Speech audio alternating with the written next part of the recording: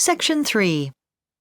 You will hear two first-year art students called Max and Abby talking about their end-of-year art exhibition. First, you have some time to look at questions 21 to 26 on page 5.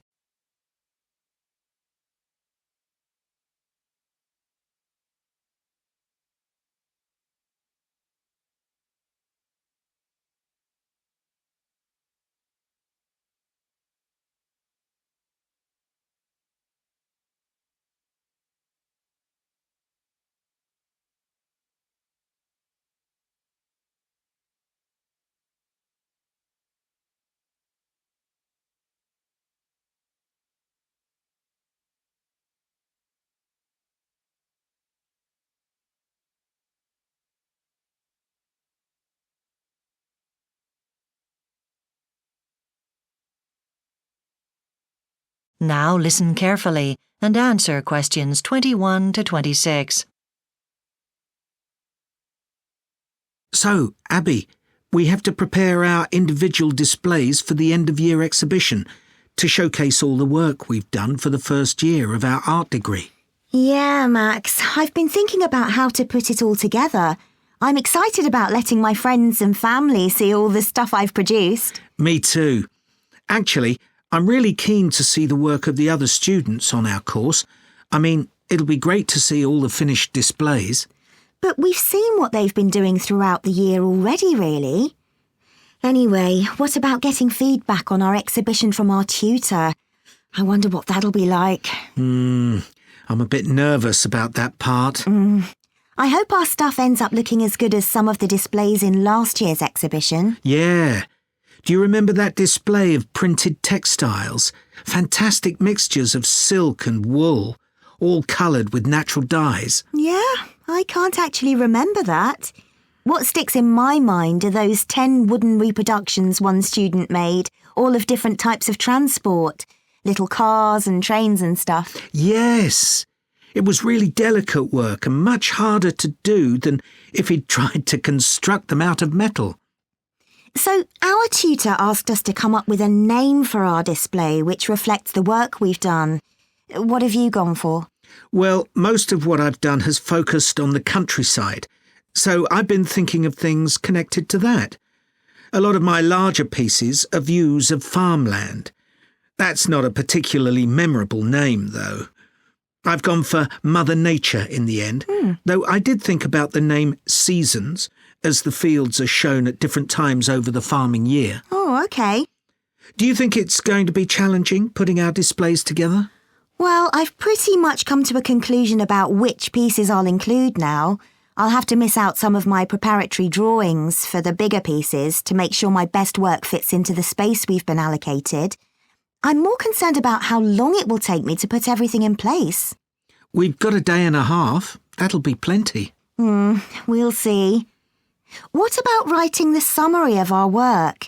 It's for people who visit the exhibition to read, and I'm absolutely certain they will.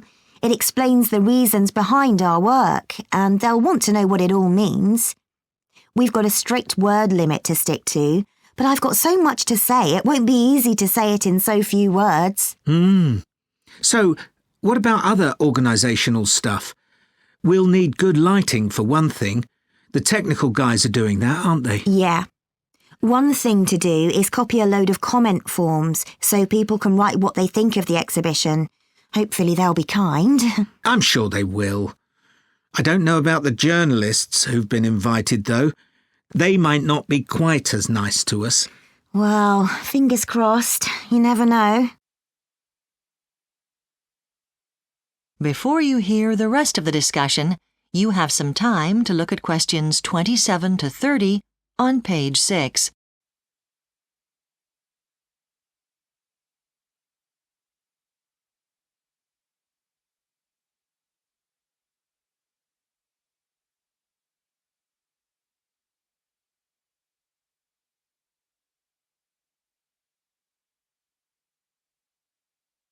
Now listen and answer questions 27 to 30. So, our tutor suggested visiting a few exhibitions to look at the way work is presented and to give us a few ideas about improving and displaying our own work. Yeah, I liked the On the Water exhibition. The way the artist used the brush strokes in the oil painting to create a sense of movement was amazing. It takes a long time to develop skill like that. Maybe we'll get there one day. What I liked about the City Life exhibition was the fact that, although the paintings themselves were of busy places, the display itself wasn't crowded at all. Perhaps the fact that the paintings were actually quite small was what created a more open feeling to the exhibition. Yeah, though the way they were arranged wasn't especially unusual. And then there was the Faces exhibition. Yeah, I mean, painting people's portraits isn't a new thing. But what I did like was the way the artist managed to reproduce the exact tones of the skin and hair of the people in the pictures. And the last exhibition we went to see was Moods. I expected that to show emotions. People laughing, crying, whatever. But it was about plants. You don't tend to think of trees and flowers having feelings. And I'm not sure they do. But it certainly seemed that way in the pictures. Not the most obvious choice of subject, that's for sure. Anyway, I guess we'd better get on with it. That is the end of Section 3. You now have half a minute to check your answers.